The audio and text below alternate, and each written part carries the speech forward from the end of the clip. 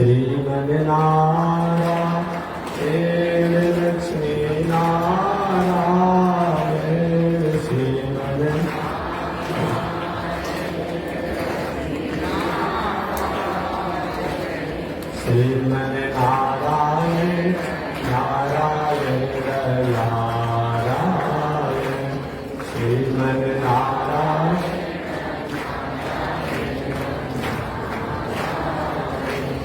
श्रीमन्नारायण भवतारायण श्रीमन्नारायण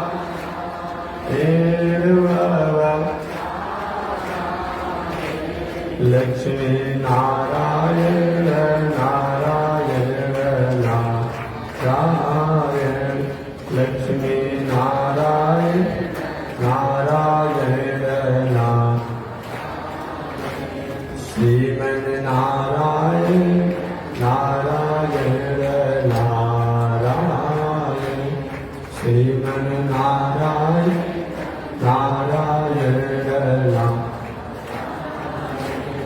बोलिए श्री लक्ष्मी नारायण भगवान की अनंताचार्य कृपया वेदांत पारगम रामकृष्णाग्र सर्वक्त विश्वक्षेण मुनिं भजे कासायं यज्ञसूत्रं शुचिवपुषि तथा चोर्ध्वपुण्ड्रं च बाले यस्यास्ते दक्षहस्ते कलितुमतिगिरीन्द्रेन्द्रवज्रं त्रिदण्डम् संसाराग्नि प्रशान्त्यै घृतजलममलं दारुपात्रं पवित्रं श्रीविश्वक्सेन सूरेः पदकमलयुगं श्रेयसे संश्रयामि लक्ष्मीनाथसमारम्भा नाथयामुनमध्यमा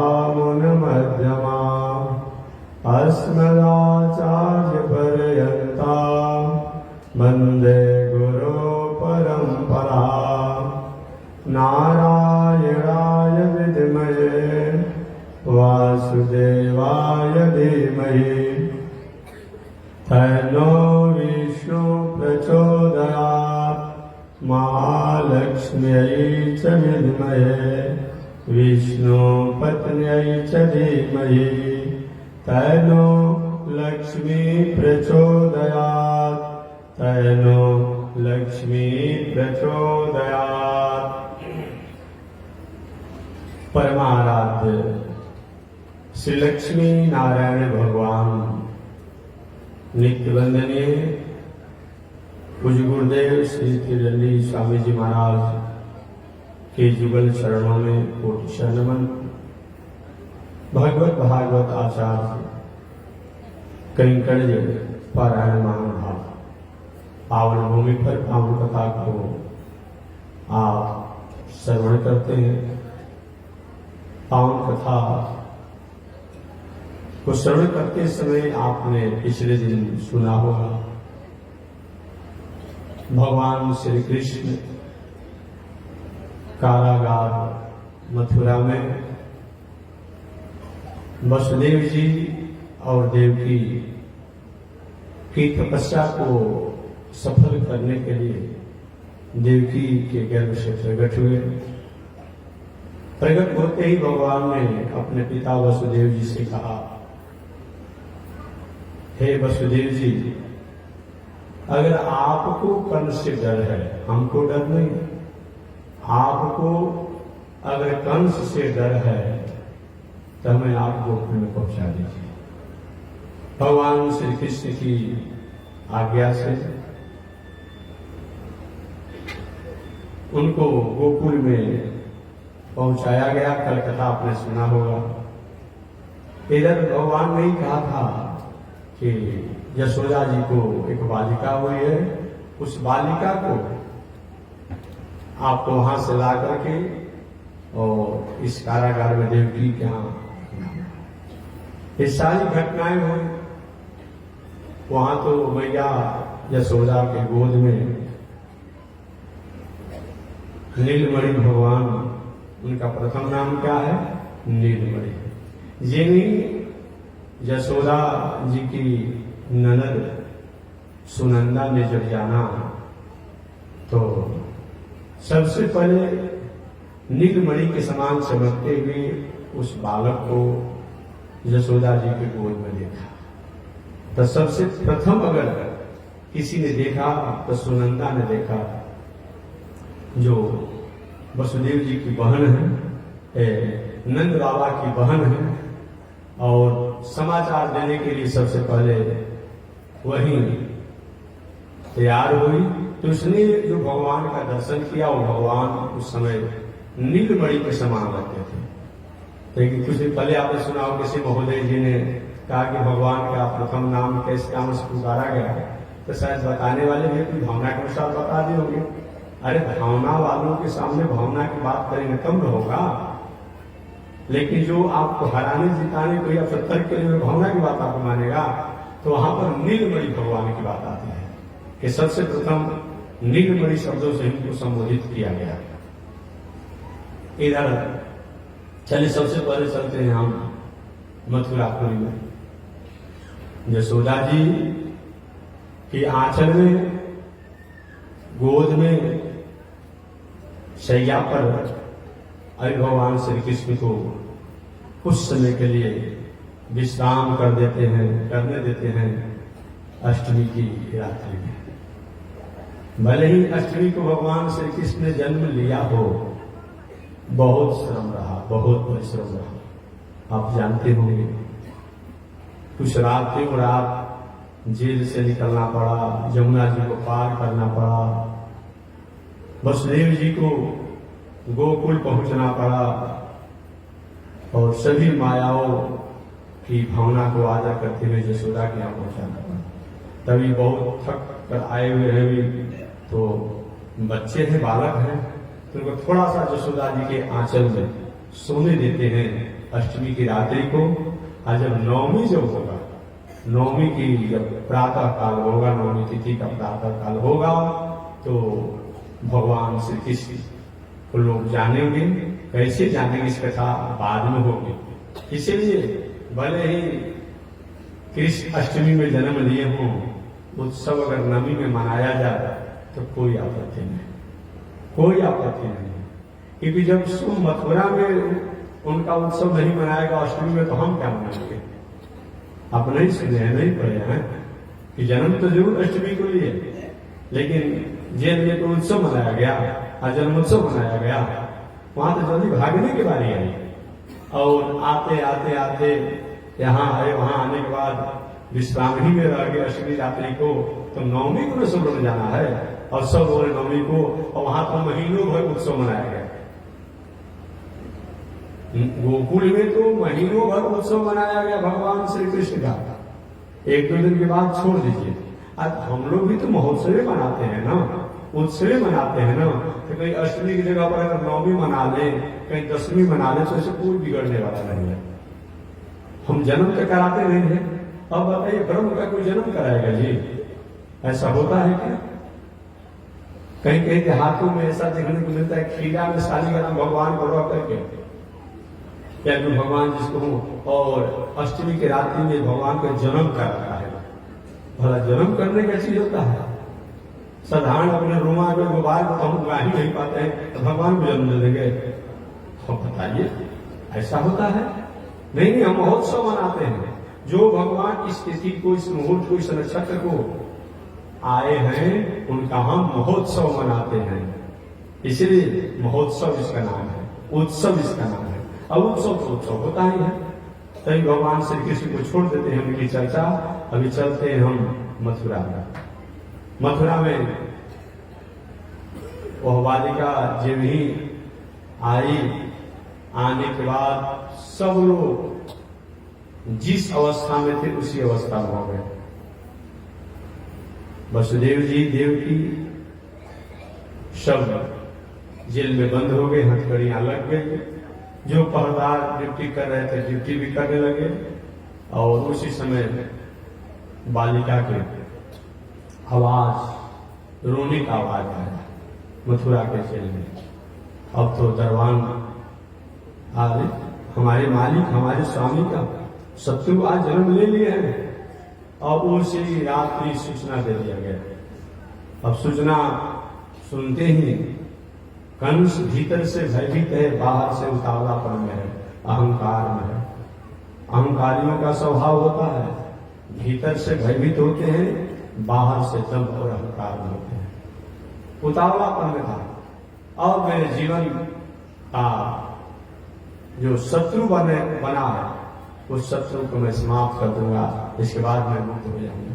इस जीवन में कभी झंझट से मुक्ति मिलती है किसी को? मिला है।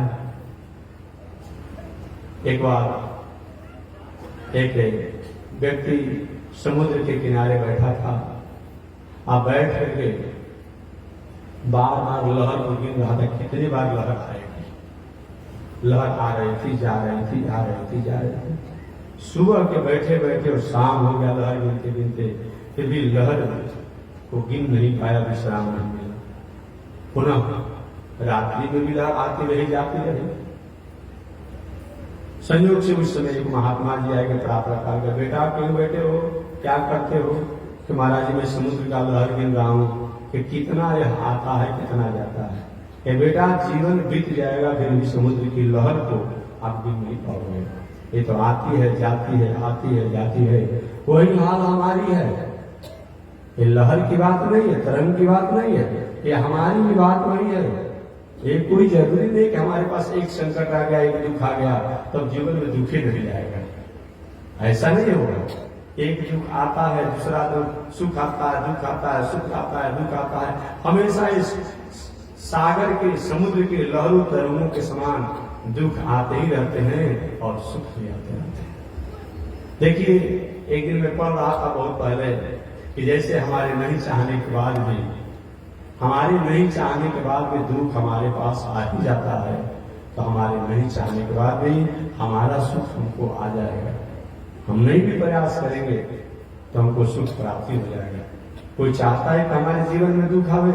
कोई नहीं चाहता है। एक कोई ऐसा व्यक्ति है जिसके जीवन में कोई दुख नहीं आता हो? आता ही है। तो जैसे हमारे नहीं चाहने के बाद भी दुख हमारा पीछा नहीं छोड़ता है, तो हमारे नहीं चाहने के बाद भी सुख भी हमारे पास आ जाएगा। अतः हमें कर्म करना चाहिए, हमें पुरुषार्थ करना चाहिए, क्योंकि ये तो सुख दुख आते रहते हैं। कंस मानो इस श्रुति वाक्यों को, शास्त्र वाक्यों को भूल गया और माना कि अब मेरा जीवन के समस्या संकट का समाधान हो गया। किसी प्रकार से आया, प्रातः काल हो गया और ये भी कारागार में आया तो बड़े जोर से पहले तो हंसा, वाह आज मेरे जीवन का अंतिम शत्रु के रूप में देवकी का पुत्र, संतान, पुत्र नहीं कहा, संतान आज मेरे हाथ में मारा जाएगा। उसमें गौर से ध्यान से देखा गया तो पुत्र नहीं बड़ी पुत्री है। देवकी ने कहा भैया मेरे 6 पुत्रों पे आपने मार डाला, 17 पुत्र जो था मेरे गर्भ में समाप्त हो गया, गर्भ से जन्म से पहले ही समाप्त हो गया। 8वें पुत्र के रूप में मेरी संतान के रूप में मेरी ये बेटी है, पुत्री है, भगनी, बेटी, पुत्री, ऐसे भी बद की जुग नहीं होती है। अतः आप कृपा कर दीजिए। कंस ने कहते क्या तुम चाहती हो कि मैं अपने शत्रु को छोड़ दूं? ऐसा होता है क्या? अरे मेरा शत्रु और शत्रु को मैं छोड़ दूं? बहुत प्रकार से वसुदेव जी ने भी कंस को समझाया कि यह नारी है, स्त्री है, नारी स्त्री को मारना उचित नहीं है, अच्छा नहीं है। नहीं माना, नहीं माना और बड़े जोरों से हंसते हुए उस कंस ने देवी की गोद में जो बालिका थी उस बालिका को अपने उसके पैरों के हाथों से पकड़ लिया, जन्म लिया। अपने हाथों से उसको पैरों को पकड़ लिया और पकड़ कर कहा, अच्छा तुम ही मेरी मृत्यु का कारण बनने वाली हो। और जे भी पैरों को पकड़ करके और पटकना चाहा चट्टानों पर, उसी से उसके हाथों से वो बालिका छूट गई।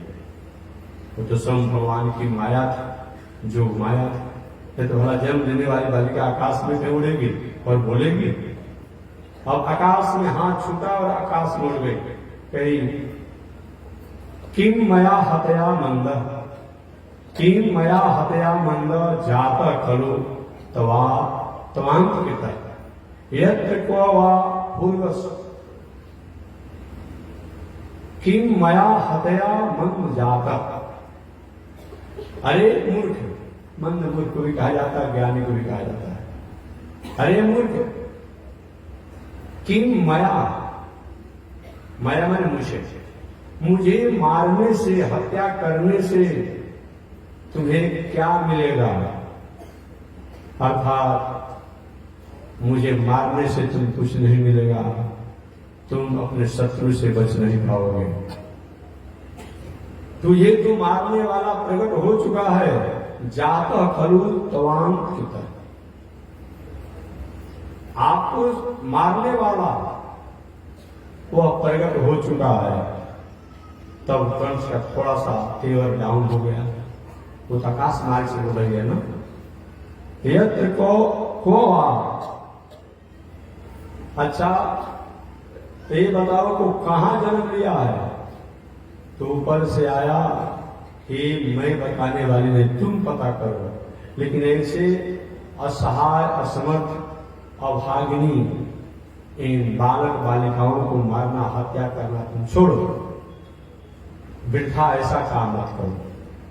इस प्रकार जब यह जाना कंस कि मेरे मारने वाला तो जन्म ले लिया, जिसके लिए मैंने ये सारी काज किया, और थोड़ा सा भावना में देवकी और वसुदेव जी को भावना से भावित करना चाहा, और भावना से भावित करते हुए कहा, हे बहनोई जी, हमारा इसमें कोई दोष नहीं है। आकाशवाणी ने जैसा हमसे अपराध कराया वैसा मैंने कर दिया, अन्यथा हमको क्या मतलब था। लेकिन आकाशवाणी ने कहा जिसके चलते हमको आपके पुत्रों को मारना पड़ा, इसमें मेरा कोई दोष नहीं। श्री वसुदेव जी और देवकी ने विचार किया कि तो जो होने वाला था वो तो हो गया, ऐसे राक्षस से अब हम संतावना प्राप्त ही करके क्या करेंगे। अर्थात अब कुछ नहीं हो पाएगा। जिस बालिका को हाथों में पकड़ करके और जमीन पर पटकना चाहा, बालिका आकाश मार्ग में चली गई। वही आकाश मार्ग में आकाशवाणी करने के बाद कि अब तुम असहाय, अक्षम इन कन्याओं को, बालकों को, संतानों को मत मारो, तुम्हें मारने वाला तो कोई जन्म ले लिया है। यह आकाशवाणी करके वह बालिका आकाश मार्ग से उड़ते हुए विंध्याचल पर्वत, विंध्य पर्वत पर जाकर के एक स्थान पर वहीं गिरी, और उन्हीं स्थान को आज हम अष्टभुजी के नाम से जानते हैं। जो आज हम वह जाते हैं विंध्याचल में, अष्टभुजी का दर्शन करते हैं। वहीं विंध्यवासिनी, अष्टभुजी, महाकाली, महालक्ष्मी, महासरस्वती, ये त्रिविध रूपों में होकर के और जगत का उपकार करती है। ऐसे अष्टभुजी होकर के वह थी तो जसोदा जी की बालिका देवकी के पास आई, और देवकी द्वारा उसको अपनी पुत्री के रूप में स्वीकार किया गया। कंस उस बालिका को मारना चाहा, वही जाकर अष्टभुजी बन करके आज भी हम सब लोग को कृतार्थ कर रहे हैं। आगे वसुदेव जी और देवकी को जो जेल में बन गया था कंस, उसने बाहर निकाल दिया, जेल से बाहर निकाल दिया। मन में दुख हुआ कि जिस कार्य के लिए, जिस काम के लिए इतने दिनों से मैं परेशान था, वो कार्य तो मेरा पूरा नहीं हुआ। और उसी समय कुछ दूतों ने कहा, महाराज आप जैसे वीर को होकर के और ऐसा दुखी थोड़े होना चाहिए। कहीं भी आपका शत्रु छिपा होगा, मैं मार डालूंगा। अरे कैसे मारोगे? आकाशवाणी की बात तुमने नहीं सुना? उनके सहयोगी ने, मंत्री ने महाराज सुना, लेकिन एक बात मैं करना चाहता हूं कि एक दिन से लेकर के 1 वर्ष के भीतर कि जितने बालक हैं पूरे ब्रजमंडल में, मथुरा मंडल में, सबको मार दिया जाएगा। और सबको जब मार दिया जाएगा तो उसमें आपका शत्रु भी उसी 1 दिन से 1 वर्ष के भीतर में है, वो भी मारा जाएगा। अरे ये बात तो ठीक है, लेकिन ये कौन एक कार्य करने देगा? पूरी प्रजा में विद्रोह हो जाएगा, हमारी गद्दी पर संकट आ जाएगा। कैसे तुम करोगे? महाराज ठीक है, उसमें एक पूतना भी थी राक्षसी। कि महाराज मेरे पास में उपाय है कि मैं चाहूंगा तो सुंदर रूप बना करके उस बालक को मार दूंगा। और मेरे राक्षसों ने कहा कि मैं मार दूंगा, मैं मार दूंगा। कृष्ण ने कहा देखो वहां तो पुजारी है वो, लेकिन हमको विश्वास नहीं है, परंतु जाओ तुम कह रहे हो तो जाओ तुम लोग। और जो भी 1 दिन से लेकर के 1 वर्ष का बालक है, कहीं भी देखो उसको मार दो। आगे कृष्ण ने ये भी घोषणा किया, मूलम ही विष्णु देवानां यत्र धर्म सनातना तस्य च ब्रह्म गोविप्रास्तको जज्ञास दक्षिणा। मूलम ही विष्णु देवानां, सारे धर्म का मूल, सारे सनातन धर्म का मूल। अभी 2 दिन से लोग नया नया साधु महात्मा विद्वान सनातन सनातन कह रहा है। घर पे मालूम है सनातन को जन्म दिया है, अप्रगट किया है। अब देखिए भागवत में आज से 6000 वर्ष पहले एक व्यास ने लिख दिया है कि सनातन शब्द का प्रयोग किया है। मूल में ही विष्णु देवानां यत्र धर्म सनातन तस्य च ब्रह्म गोविप्रास्तको जज्ञास दक्षिणा। वह विष्णु जो है सनातन और धर्म का मूल है। अतः और वह धर्म ब्राह्मण, गाय, जग, दक्षिणा, तप, पूजा, पाठ, तीर्थ, व्रत, ये सब पर आधारित है। ऐसे उन सारे लोगों का मूल जो विष्णु है, और उस विष्णु को ही मार दिया जाएगा जो विष्णु देवताओं के चुगली लेकर के अकारण राक्षसों को, दैत्यों को परेशान करते हैं। तो केवल विष्णु को अगर मार दिया जाएगा तो सारे देवता असहाय हो जाएंगे। और देवता असहाय हो जाएंगे तब तो फिर कोई दुनिया में काम नहीं रह जाएगा सनातन। और इन देवता को पुश करने वाले यज्ञ हैं, दान है, तीर्थ है, व्रत है, पूजा है, पाठ है, गाय है, ब्राह्मण है, विद्वान है, संत है, इनको मार दीजिए। अब इनको मार दिएगा तो देवता लोग असहाय हो जाएंगे। देवता लोग असहाय हो जाएंगे और देवता लोग असहाय हो जाएंगे, इनको भी मारा जाएगा, विष्णु को भी मार दिया जाएगा। सबको समाप्त करो, कोई नहीं बचेगा। चारों तरफ घोषणा करा दिया, न होतव्यम न दातव्यम। कोई हवन नहीं करेगा, कोई दान नहीं करेगा, कोई पूजा नहीं करेगा, कोई पाठ नहीं करेगा, कोई यज्ञ नहीं करेगा। चारों तरफ हाहाकार मचा दिया। अब कोई भय से यज्ञ नहीं करता था, दान नहीं करता था, तीर्थ व्रत नहीं करता था, करना जो होता किसी तरह से छूट कर कोई काम करता। ऐसे ही लोग किसी तरह से अपना जीवन जीते। श्रीमद् भागवत महापुराण में एक शब्द आया है, आयु श्रियम यशो धर्मम लोक नासित एवच हंति श्रेयासी सर्वाणी उनसो महदती कर्म। जो व्यक्ति संत, महात्मा, धर्म, देवता, भगवान, संस्कृति, संस्कार इत्यादि का अपमान करता है, कष्ट पहुंचाता है, अवहेलित करता है, अपमान करता है, त्याग करता है, उस व्यक्ति की आयु, लक्ष्मी, धन मैंने आयु, लक्ष्मी मैंने धन, आयु, धन, कीर्ति, धर्म, लोक, परलोक और संपूर्ण प्रकार के सत्कर्म जो है वो नष्ट हो जाते हैं, समाप्त हो जाते हैं।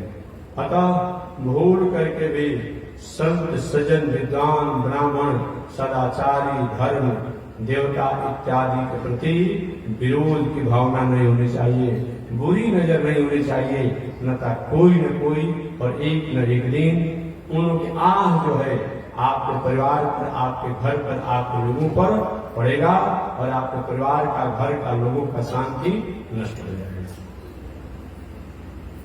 इस प्रकार ऐसे ही आतताई अत्याचार कर अन्य शास्त्रों, भागवत में नहीं है, अन्य शास्त्रों में कथा आती है। एक बहुत बड़ा उपद्रवकारी था जिसका नाम था सुन और उपसुन, ये राक्षस। सुन उपसुन इस कंस के ही प्रवृत्ति का राक्षस था, बहुत बड़ा प्रभावशाली था। सुन उपसुन की कथा जो है रामायण में भी संकेत आता है, ये कितने बार कह चुका है। ये सुन उपसुन इतना बड़ा, महाभारत में भी विस्तार से है, ये सुन उपसुन इतना बड़ा प्रभावशाली था, ब्रह्मा द्वारा वरदान लिया था कि हम दुनिया के लोगों को मारे, पीटे, कष्ट दे, परेशान करें, लेकिन हमें कोई मारे मुआवे नहीं। ब्रह्मा जी ने तपस्या कारण वरदान दे दिया था और लोगों को परेशान कर दिया था। ब्रह्मा जी ने अंत में भी वरदान दिया था, बेटा तुम लोग मरोगे नहीं किसी के द्वारा, लेकिन जब तुम दोनों भाई आपस में झगड़ा करोगे तो मर जाओगे। सोचा कि हम दोनों भाई आपस में झगड़ा ही नहीं होगा, न मरेंगे। अब सुन अत्याचार कर दिए। हमेशा मैं कहता हूं कि जितना सतयुग, त्रेता, द्वापर युग में उपद्रव था, अभी कलयुग में कम है। भले हम लोग कह देते हैं भाई कलयुग में बहुत पाप है, लेकिन शायद इतिहास आपने नहीं पढ़ा है। जितना पहले था सतयुग में, त्रेता युग में, द्वापर युग में, अभी कम है। वह सतयुग, इस सतयुग में हिरण्याक्ष, हिरण्यकशिपु जैसे दैत्य हुए और देवताओं के दांत खट्टा कर दिया था। वह त्रेता युग, एगो विश्वामित्र बाबा का छोटा सा जग करने के लिए तरस रहे थे कि वो जग हो जाता। किसी तरह से राम लक्ष्मण जी आए अयोध्या से, कि वो जग हुआ। कोई जग परिक्रमा करने वाला वहां था? कोई नहीं था। कोई कथा सुनने वाला था? कोई नहीं था। डर से राक्षस मार कर मुआ कर खा जाएंगे। अभी तो बहुत नास्तिक है, तो क्या कहे, हम नहीं मानते हैं जीवन संग बने क्या होता है, हमको जग बने क्या होता है, हम जग को नहीं मानते हैं, हम पूजा नहीं मानते हैं, हम कथा नहीं मानते। ये कहेगा ढेर करे तो चंदा नहीं देगा, ढेर करेगा तो यहाँ आएगा नहीं, लेकिन जग को यहाँ पर बंद नहीं होने देगा। उसने तो बंद करा दे रहा था, होने ही नहीं दे रहा था। कितना बड़ा अत्याचार था। और फिर भी आप कहते महाराज जी कलयुग में खाली पाप है। नहीं नहीं, सतयुग में जितना था, त्रेता युग में था, द्वापर युग में था। और द्वापर जी का बात आप जानते हैं। आज साधारण एक आतंकवादी भी अगर कोई स्त्री पुरुष हो, राष्ट्रद्रोही हो, चाहे समाजद्रोही हो, ऐसा स्त्री हो पुरुष हो, किसी स्त्री को अगर बालक होना होता है, लड़का लड़की होने को होता है, तो सरकार द्वारा उसको सुविधा दी जाती है, सुरक्षा दी जाती है। भाई कितने दिनों तक इनको ट्रीटमेंट किया जाएगा मेडिकल द्वारा, सरकार द्वारा। अब बताइए, उस स्थिति में देवकी और वसुदेव जी को जेल गमन किया गया और जेल में हथकड़ी लगाया गया। ना वहां कोई डॉक्टर की व्यवस्था, न कोई नर्स की व्यवस्था, कोई व्यवस्था नहीं थी, कोई व्यवस्था था। कितना बड़ा अत्याचार था जी। और फिर भी आप कहते हैं कि कलयुग में खाली पाप चल रहा है। नहीं नहीं, उस युग में जितना था उतना भी नहीं है। मान कहते हैं ना, कलयुग समय जो आम युग जो नर करे विश्वास, कलयुग के समान अच्छा कोई युग नहीं है। अभी जिस युग में हम जी रहे हैं सबसे अच्छा युग है। सतयुग में बहुत जप करने से, तप करने से, योग करने से, समाधि लगाने से, त्रेता जी बहुत साधना करने से, द्वापर जी बहुत साधना करने से जो फल होते थे, वह फल को हम कलयुग में भगवान के नाम के कीर्तन करने से, भगवान की कथा को सुनने से भी प्राप्त कर लेते हैं। इसलिए कलौ नास्ते व नास्ते व, हे दुनिया में रहने वाले लोग, कलयुग के समान अच्छा कोई युग नहीं है। ऐसे कलयुग में हम और आप जी रहे हैं। तो मैं निवेदन करना चाह रहा था कि उसी प्रवृत्ति का एक सुंदर राक्षस थे, जैसा कंस था। पूरे दुनिया में ब्रह्मा द्वारा वरदान प्राप्त करके किसी को धर्म कर्म नहीं करने देता।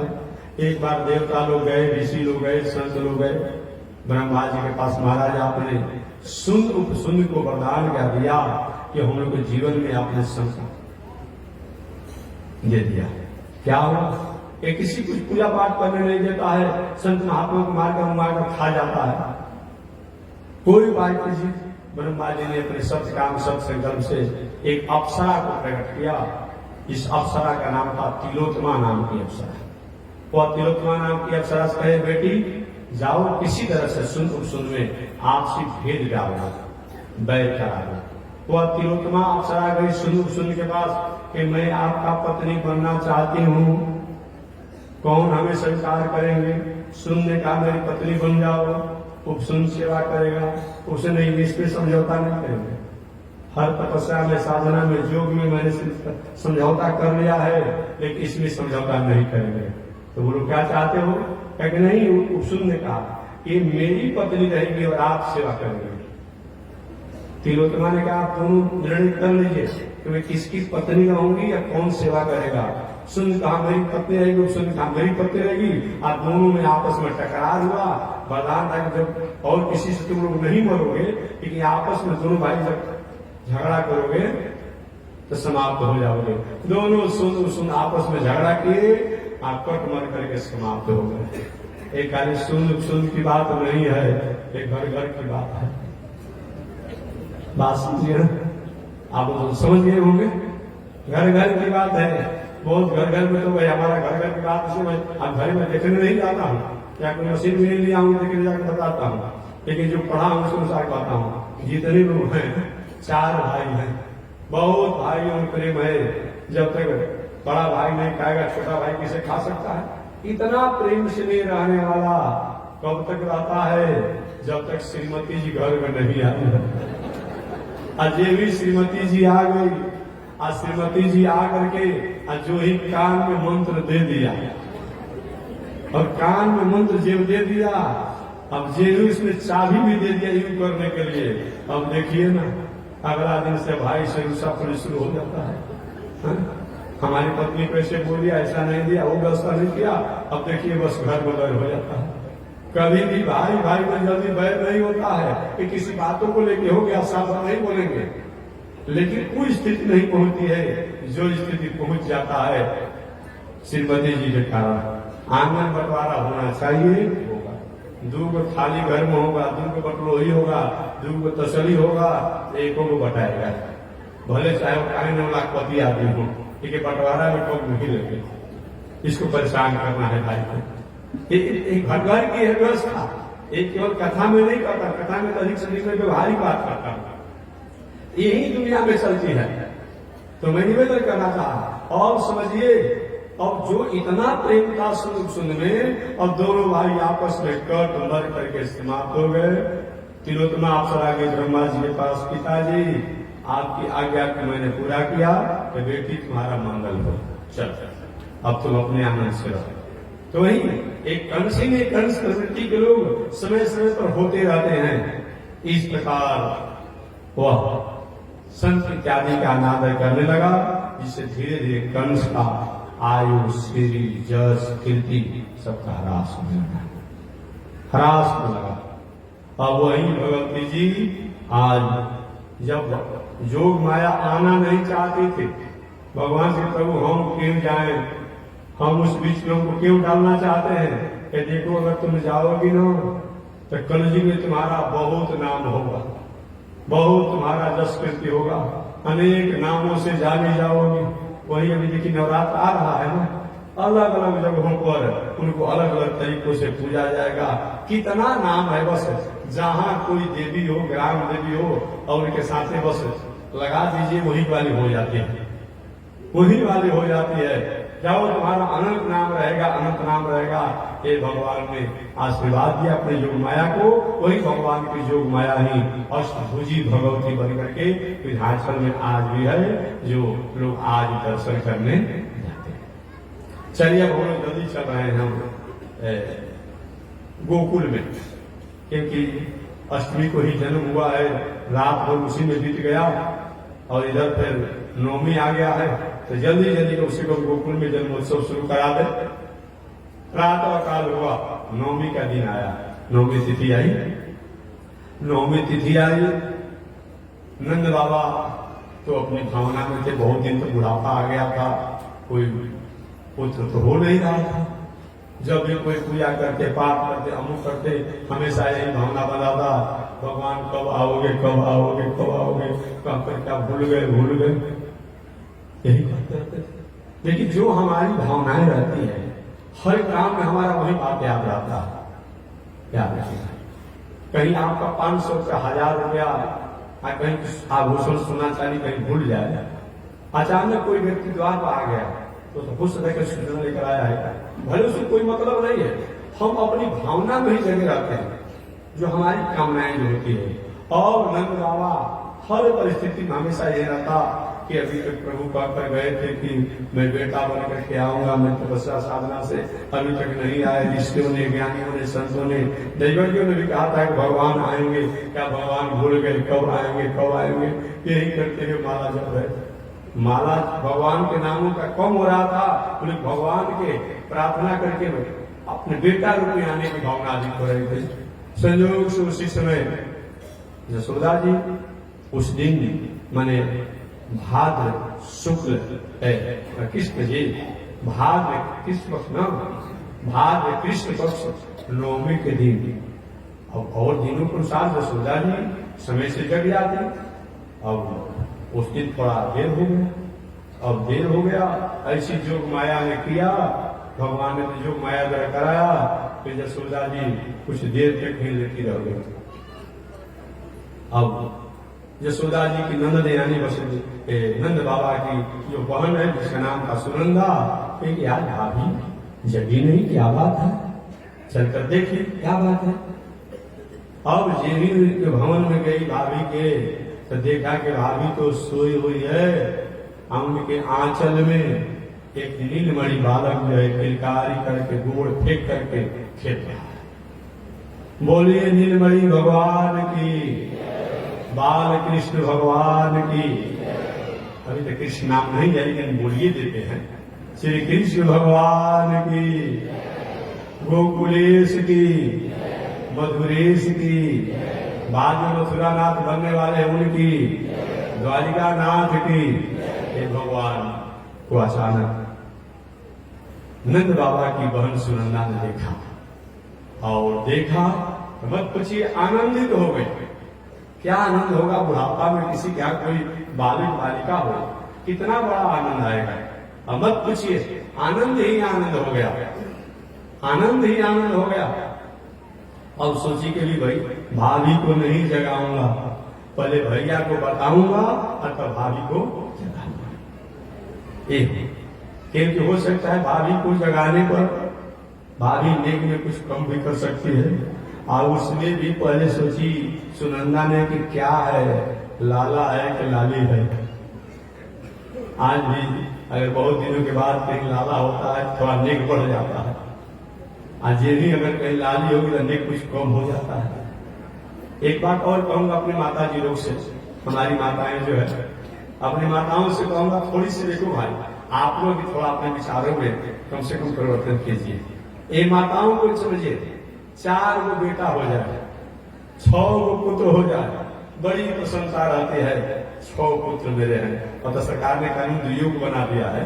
एक मैं कथा सुना रहा हूं, सरकार जो अपना काम अपने अनुसार करेगी, कथा हम सुनाएंगे। तो 6 गो पुत्र हो जाए, प्रसन्नता ही प्रसन्नता है। और कहीं एक के बदला में 2 गो, 2 गो के बदला में 3 गो बेटी हो जाए ना, तो कितने दिनों तक तो देवी देवता की पूजा भी बंद हो जाता है। समझ की ये स्त्री है, ये नारी है, लेकिन ये भी नहीं चाहती है कि हमारा बेटी अधिक है। ये कोई हो जाए बात अलग है, लेकिन ये नहीं चाहती है। जबकि सम स्त्री इनको तो चाहना चाहिए। मैं कहता हूं, जो काम को पुत्र नहीं करता है वो काम को पुत्री करती है।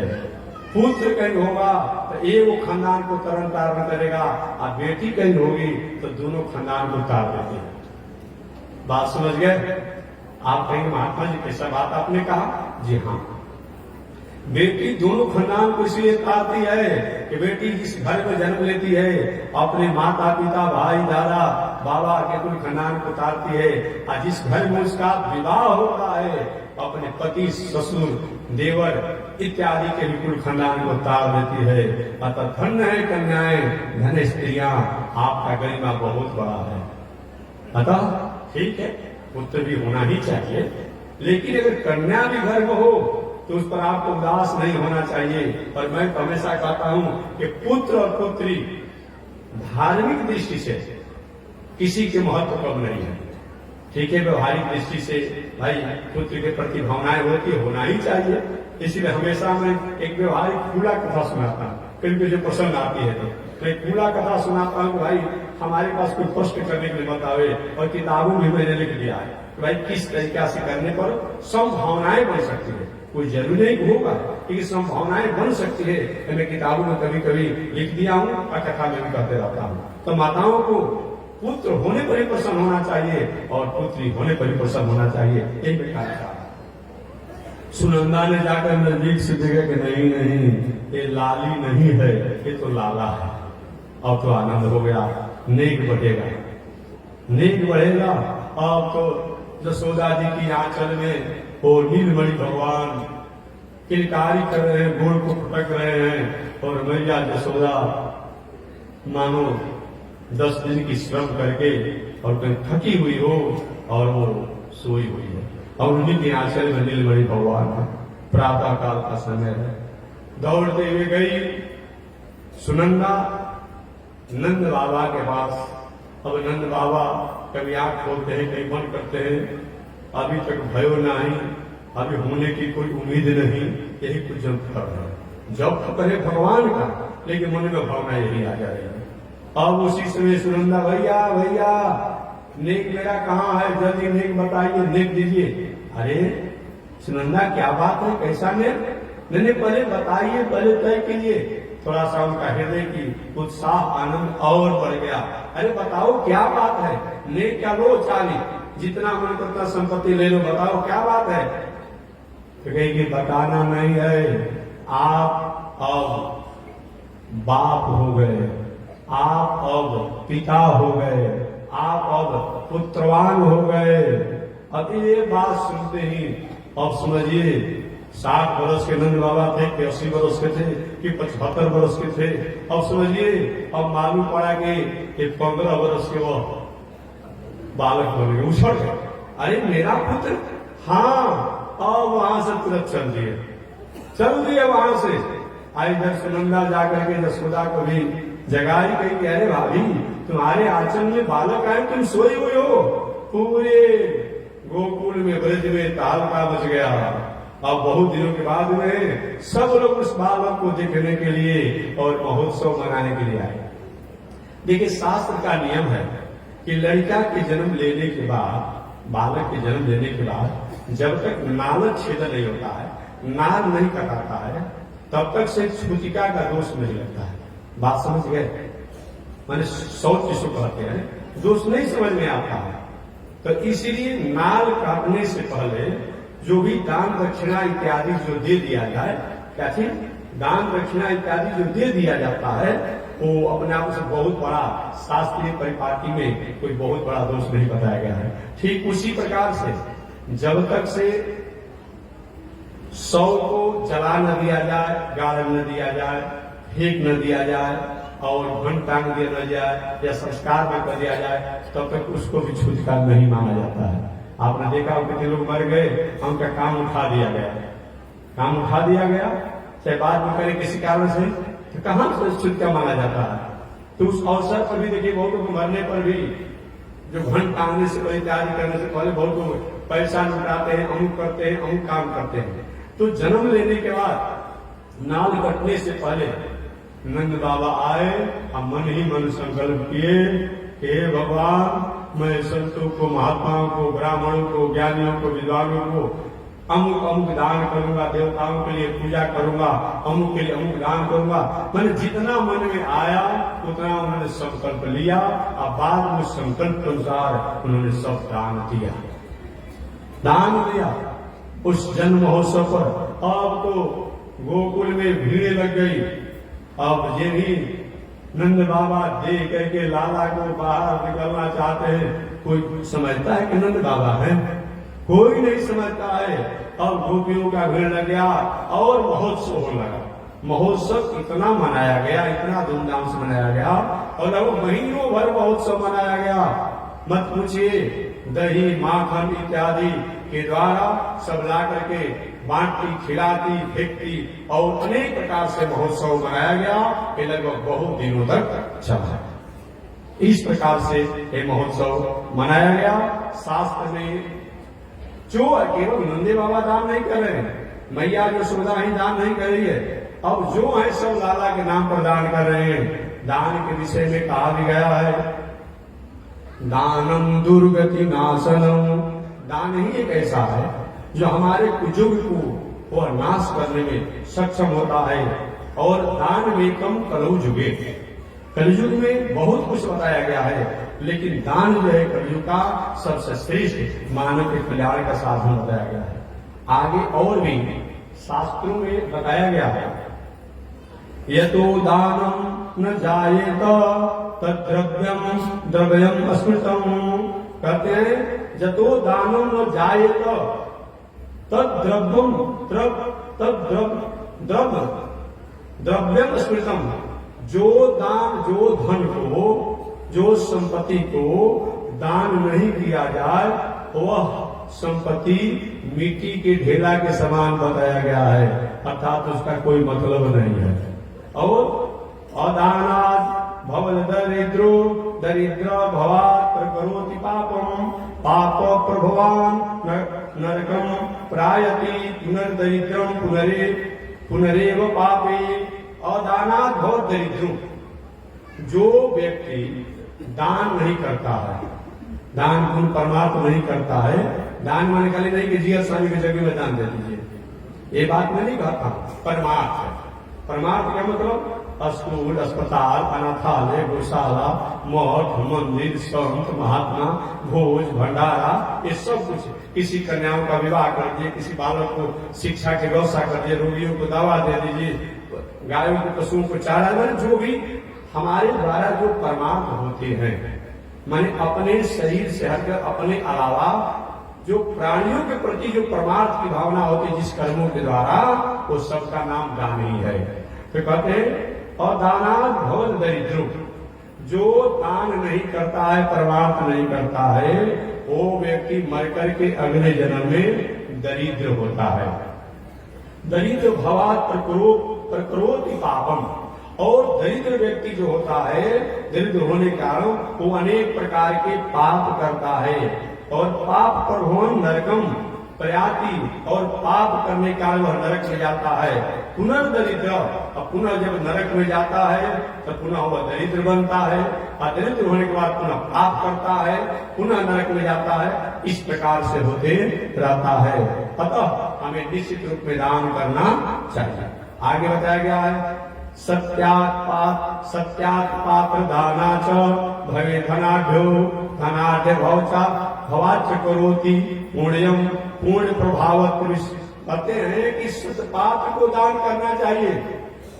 याद रखिए, अगर अच्छे लोगों को दान नहीं देंगे, कई व्यक्ति खाने वाला, पीने वाला, कुकर्म करने वाला, जुआ खेलने वाला, जुआड़ी इत्यादि वेश्यावृत्ति करने वाले को दान दे देंगे, तो आप अगर कहीं नहीं भी बुरे काम किए होंगे तो आपको भी उसका सुकृत मिलेगा। इसलिए अच्छे पात्रों को दान देना चाहिए। सत्यात् पात्र दानाच भवे धनाढ्यो। अच्छे अगर पात्र को दान दिया जाए तो व्यक्ति अच्छा होता है। धनाढ्य भवात् करोति पुण्यम, और वह धनाढ्य बनता है तो अच्छा पुण्य करता है। पुण्य प्रभावात् तृतीयम प्रयाति, और वह उत्तम लोक को प्राप्त करता है। पुनर्धनाढ्यम पुनरेव दाता, और बाद में पुनः अगले जन्म में धनाढ्य बनता है। इसी प्रकार से हमें सत्पात्र को दान देना चाहिए। नहर का धार बह रहा हो और उसमें कहीं रोपनी कर देंगे तो दान होगा। नदी का धार बह रहा हो तो दान देने से मतलब नहीं है, उसमें भी समय भी होना चाहिए अब कोई अभी गर्मी का समय चल रहा है, आप इसको आप 200 सेंटी पर गर्म जल को पीने को दे दीजिए, क्या होगा? अब वहीं पे ठंडा का समय चल रहा हो और किसी को उस जल पीने को दीजिए। तो समय काल के अनुसार हमें पूर्ण करना चाहिए, कब किसको क्या करना है ये भी महत्व रखता है। हर चीज और हर एक बात नहीं होता है, ऐसा विचार करते हुए हमें दान करना चाहिए। आगे एक और शब्द आया है, याचका नैव याचन्ते बोधयन्ति गृहे गृहे दीयताम दीयताम। याचका नैव याचन्ते, कोई याचना करने वाला व्यक्ति, कोई याचक, कोई भिक्षुक, इसको आप भिखार भी कहते हैं भाषा में, कोई भिक्षुक याचका नैव याचन्ते, केवल याचक जो है, भिखारी जो है, भिक्षुक जो भीख मांगने वाला केवल भीख ही नहीं मांगता है, याचन्ते बोधयन्ति गृहे गृहे, वह याचक जो है सबको उपदेश देता है, घर घर में जाकर के दीयताम दीयताम, दो दो, क्योंकि मैंने नहीं दिया था, जो आज सुंदर रूप होने के बाद भी आज मैं हाथ फैला रहा हूं, तो तुम भी नहीं दोगे तो तुम्हारा भी हाल यही होगा। इसीलिए दान देना ही चाहिए। दान ही एक है मानव जीवन का जो कि सर्वश्रेष्ठ हमारे जीवन की पूर्णता है। ऐसा विचार करके ये सब लोगों ने उत्तम पात्र समझ करके पूरे ब्रज में, गोकुल में दान किया गया। आगे पद्म पुराण में का श्लोक है, उस श्लोक में बताया गया है कि भाई जो भी किसी प्रकार के पान करने वाले, पान माने जो कि मद्यपान कहा जाता है, और भी जो घर में थोड़ा हमको डर लगता है, सब लगता है कि आप लोग नाराज हो जाएंगे कि भाई महात्मा जी रोज हम लोग क्यों परेशान करते हैं, तो मैं परेशान नहीं करना चाहता हूँ। परेशान होंगे तो मात्र 20 दिन होंगे, 8 तारीख के बाद तो हम चले जाएंगे, अभी अपने काम में लग जाएंगे। तो अभी तक से तो अगर अच्छा लगेगा तो सुन लीजिएगा, और नहीं लगेगा तो हमारा बात हम लोग को लौटा दीजिएगा। अरे सुनाइए ना रहे हैं और मुश्किल नहीं रहे, तो अगर अच्छा लगेगा तो सुन करके जीवन के आचरण में लीजिएगा, और नहीं लगेगा तो हमारा बात हमको लौटा दीजिएगा, यही कम कीजिएगा। तो मैं निवेदन करना चाहता हूं, पद्म पुराण में लिखा हुआ है, पद्म पुराण में लिखा हुआ है कि जो व्यक्ति अगर कहीं खान पान रहन सहन से ठीक नहीं है, वो व्यक्ति को सही माने में बताया गया है कि उसके द्वारा दिया गया जो भी वस्तु है, जो भी होता है, वह उसको दिया गया चीज अच्छा नहीं होता है। धूम्रपान, एक पद्म पुराण के अनुसार, धूम्रपान रते विप्रे दानम कुर्वन्ति जे नरा। केवल विप्र वाली का ब्राह्मण की बात नहीं होगा, ब्राह्मण के अलावा और जो लोग हैं और काम के लिए घर ब्राह्मण रहेगा, फल के लिए आप रहेंगे, ऐसा थोड़े काम चलेगा। तो समझिए ब्राह्मण शब्दों को कहीं कह दिया गया, लेकिन सबके लिए लगवाए, मानव के लिए है।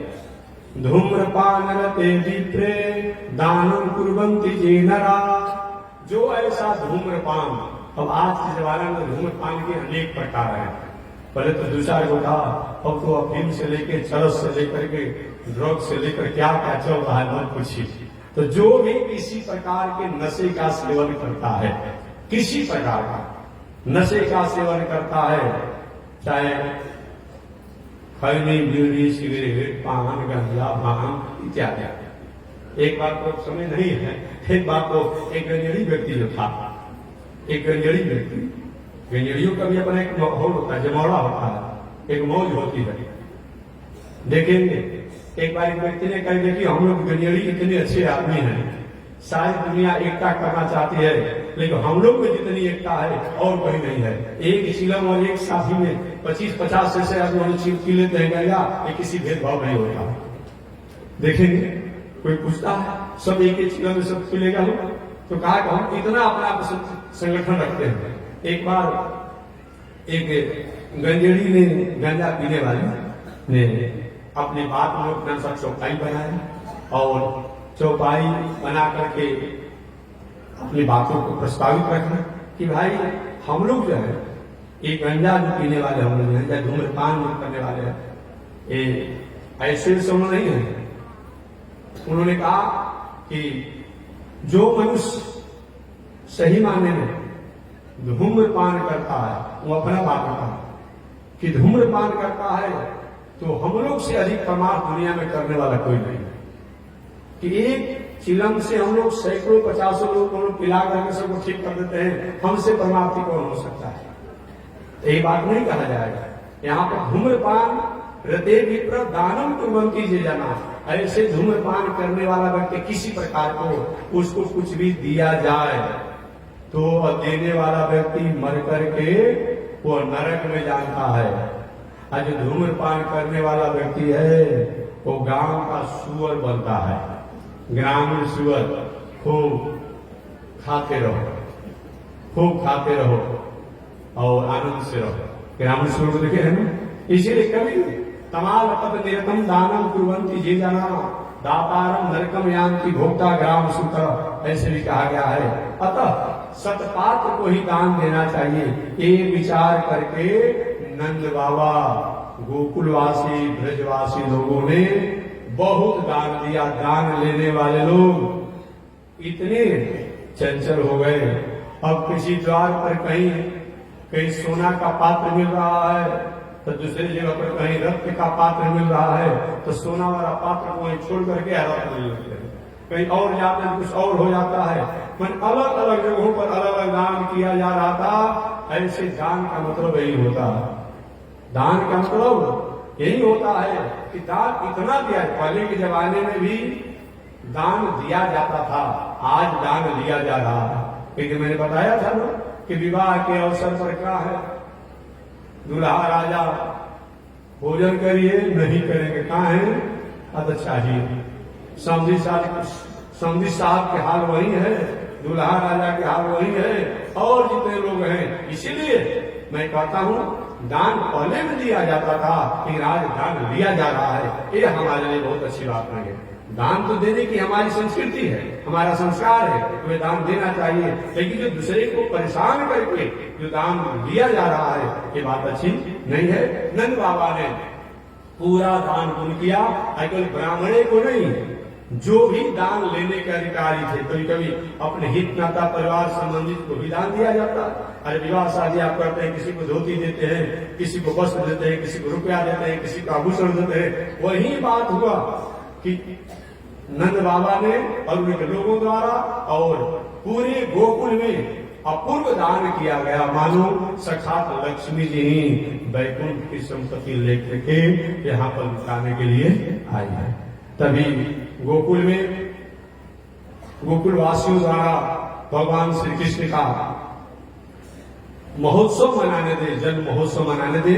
और अगले दिन देखते हैं कि महोत्सव के बाद आगे उस गोकुल में कौन सी लीला भगवान करते हैं और कौन सी लीला होती है, शेष चर्चा अगले दिन। आज इसी के साथ वाली गिरा श्रीमन नारायण श्रीमन नारायण नारायण नारायण श्रीमन नारायण लक्ष्मी नारायण नारायण नारायण लक्ष्मी नारायण नारायण। बोलिए श्री लक्ष्मी नारायण भगवान की। हरि ओम। शांति शांति शांति।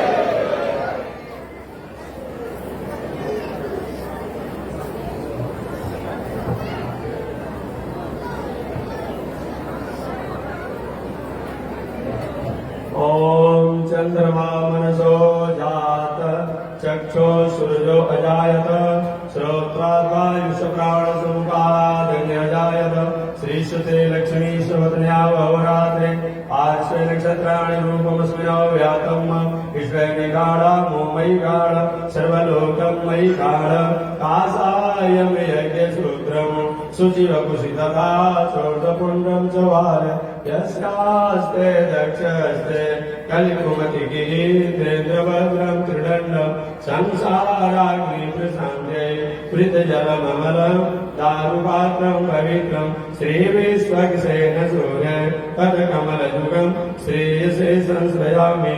लक्ष्मी नारायण भगवान की। विश्व जगदाचार श्री त्रिदंडी स्वामी जी महाराज की हरि ओम। शांति शांति शांति।